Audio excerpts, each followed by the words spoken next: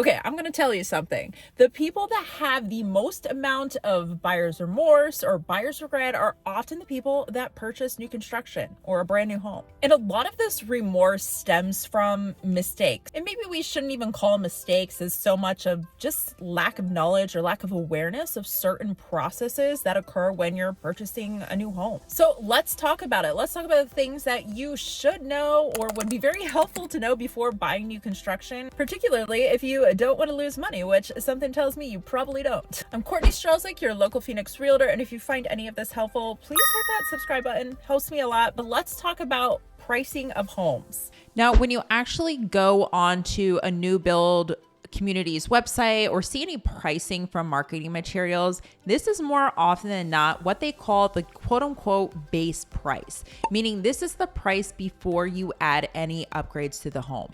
And unless you just want a home with like sheetrock and no floors, you're probably going to be adding quote unquote upgrades to the house. Now, the cost of these upgrades definitely varies from builder to builder, but it's pretty common to see the final purchase price of a home to be closer to an additional 10 to 15% more on top of the base price. And that's a home that's going to be pretty standard with modest finishes. But if you do want a home that has all the bells and whistles, maybe it resembles what you saw in the model home at this community, it could easily be 20, maybe even closer to 30% on top of that base price. So now we're going to talk about money, or more specifically, your earnest money, because this does work a little bit differently when you're buying a new home versus a traditional resale home. So your earnest money is this initial deposit you put down on a home when you first sign a contract, and it just shows that you're serious about purchasing the property. Now, typically when you buy like a home that's already been lived in, like a lot of the homes on Zillow,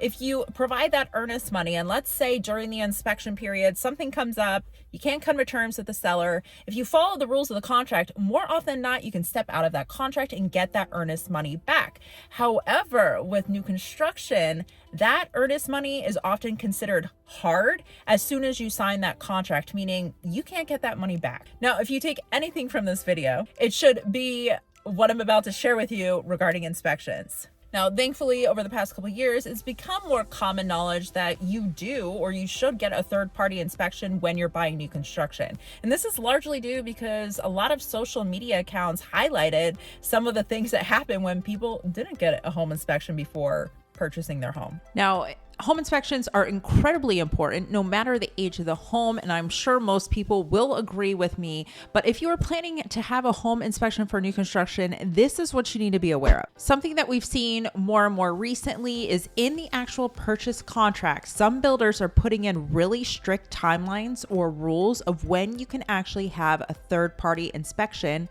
come inspect the home. For example, a couple months ago, in the contract, the builder actually had it stated that in order to have a third-party inspector, they would need to sign a waiver and schedule the inspection 30 days prior to the actual inspection date. And on top of that, the inspection had to occur at least 7 days prior to closing. Now, the problem with this is my client was going to be purchasing a move-in ready home that was going to close in 31 days. So because of the stipulations in the contract for when you would have to schedule an inspection, she wouldn't be able to schedule an inspection in a timely fashion before she closed. Now, because we caught that, we were able to renegotiate terms with the builder in order for her to get the inspections that she needed. So now what I'm going to share with you next is probably the biggest misunderstanding of buying new construction. And that is the sales reps at new build construction sites. They represent the builder. They do not represent the buyer, the person purchasing the home. And the reason I'm bringing this up is because the sales rep represents the builder, they have an ethical and legal responsibility to make the builder the most amount of money possible. Now, I am friends and know many sales reps at these new build construction sites, and a lot of them are absolutely fantastic and can be a good source of information.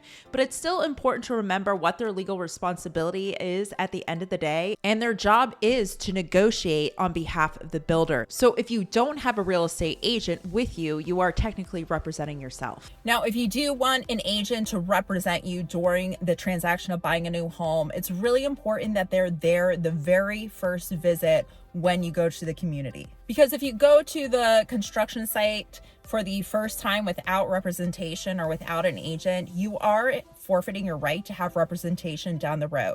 There's little plaques in the corners you can often see when you first enter, indicating that you need your agent on the first visit. And often the sign-in sheet that they give you, there is in very small print at the bottom. But a lot of times people are unaware of this, or this isn't clearly communicated to them. So it's just something to truly be aware of. So if you do want an agent to help you through the process, just make sure they're there the very first visit and you should be okay. Now, unless you have a real estate background, or perhaps you've already previously purchased many new build homes in the state of Arizona, I highly recommend having an agent represent you. And I know what you're probably thinking. Here's another agent telling me that I need a realtor. Now, of course, I would love to be your realtor, but even if it's not me, it's still a really good idea to bring an agent with you and help you go through the home buying process, unless you're like 100% confident and know all the ins and outs of purchasing a new build home. So this is going to be a part 1 of a 2-part series. So please hit that subscribe button for part 2 coming soon.